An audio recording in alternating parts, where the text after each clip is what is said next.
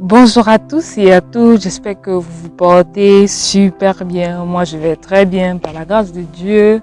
On subit la chaleur, mais ça va. On en profite pour se poser à l'ombre et faire une petite vidéo sur prendre soin de soi, sur la détente. Ouais.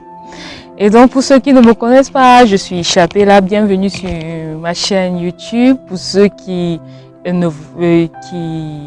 pour qui c'est la énième fois qu'ils voient mes vidéos, je vous remercie pour votre fidélité et j'espère ma plus grande rémunération serait de vous apporter vraiment un plus parce que ma chaîne est destinée à vous encourager à persévérer dans votre foi, mais aussi à partager avec vous mes passions pour la gloire de Dieu sans prétention.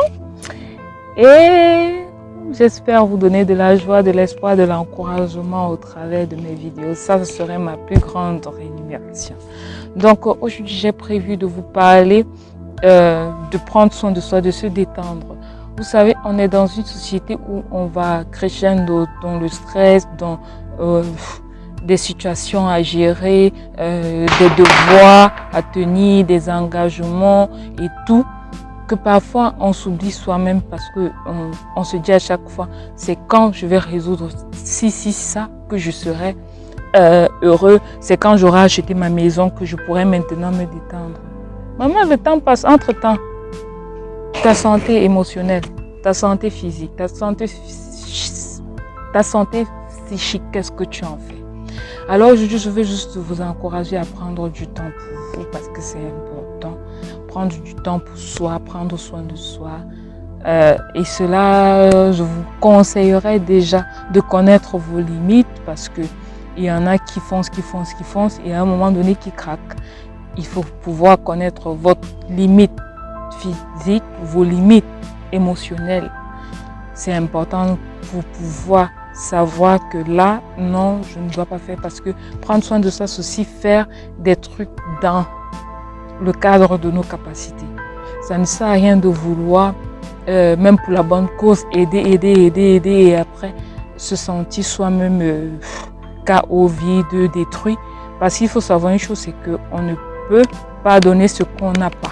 Alors, pour donner de l'argent aux gens, il faut d'abord travailler vous-même votre joie et être heureux et donc pouvoir aussi le donner aux autres.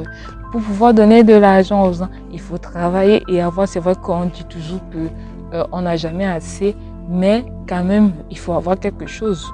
Si tu as 0 francs, tu ne pourras aider personne avec de l'argent, par exemple. Donc, connaissez vos limites émotionnelles. Hein. Il y a souvent, vous pouvez être dans un milieu toxique où vous sentez que ça ne va pas et vous vous dites non, pour la bonne cause, on doit toujours être avec les gens. Non, lorsque vous sentez que ça ne va pas, prenez du temps pour vous. Ça ne veut pas dire que vous avez un problème avec qui que ce soit, mais vous prenez du temps pour pouvoir refaire du plein d'énergie avant peut-être de côtoyer cette personne aussi qui est à côté de vous ou pas.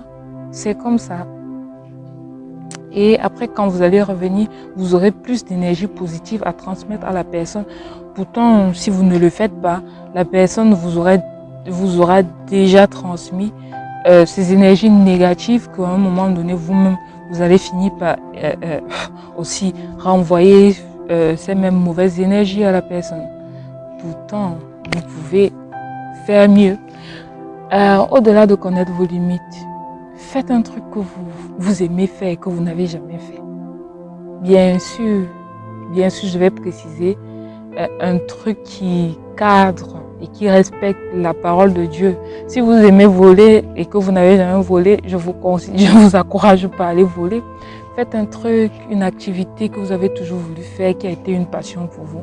Faites-le, il y a des ateliers qui se créent de nos jours avec le développement des TIC et aussi l'entrepreneuriat. Il y a pas mal de petites activités qui se créent, des ateliers où vous pouvez expérimenter. Si tu aimes faire du roller, tu pourrais bien aller tester. Si tu aimes bien faire de la danse de salon et que tu n'as jamais eu le courage de le faire, c'est le moment, ça va te détendre. Vas-y, ça va te détendre.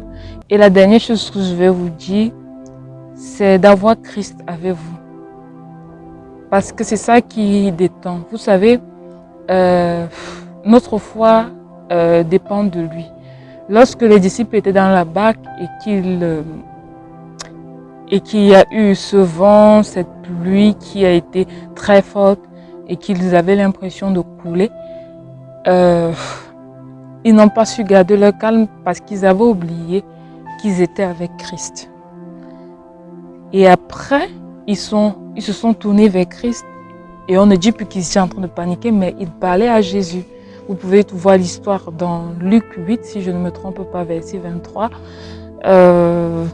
Christ apporte le calme parce que le diable va toujours venir s'aimer le trouble, la peur dans votre vie. Vous savez, il y a, quelles que soient les situations que vous traversez, ce n'est pas le fait d'avoir peur qui résolvera quelque chose. Au contraire, vous mettez votre stress en marche et donc c'est pas bon pour votre santé et tout. Mais lorsque vous regardez à Christ, vous savez que rien n'est impossible à Dieu. Même la Bible le dit, car rien n'est impossible à Dieu. Alors comment vous allez ne pas garder votre calme? Vous allez forcément garder votre calme. La preuve, les disciples, lorsqu'ils ont demandé à Christ, qu'il lui dormait pendant qu'il y avait le temps, mais parce qu'il savait qu'en son temps, il va se lever, il va faire une fois et tout va s'arrêter. Et pour ça, il faut lui faire confiance et on lui fait confiance au travers de la foi. La foi et le doute, ce sont deux choses importantes. La foi regarde à Christ, le doute regarde au diable.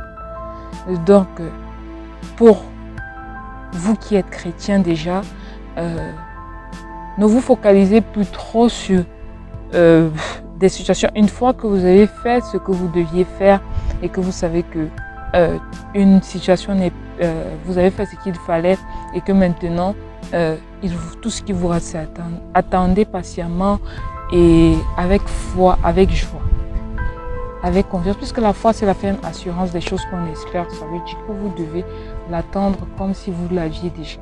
Donc préparez-vous, que ça ne vienne pas vous surprendre, mais que vous soyez préparés.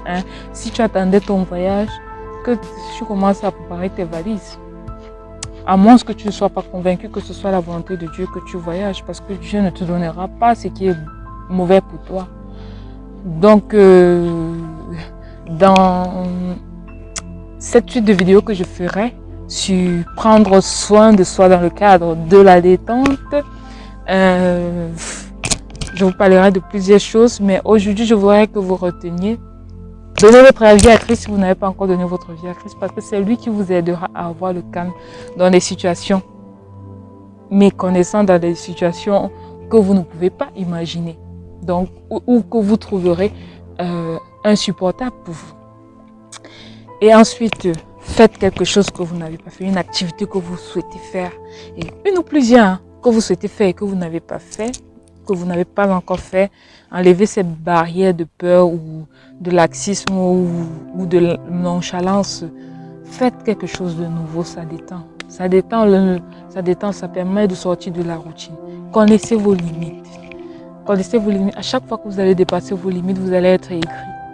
Donc, voilà ce que moi j'avais à dire aujourd'hui. Je ne vais pas être très longue, sinon j'espère que vous allez très bien passer une très belle semaine sous la protection du Très-Haut. Et je ne peux que vous souhaiter d'être toujours joyeux. Ciao!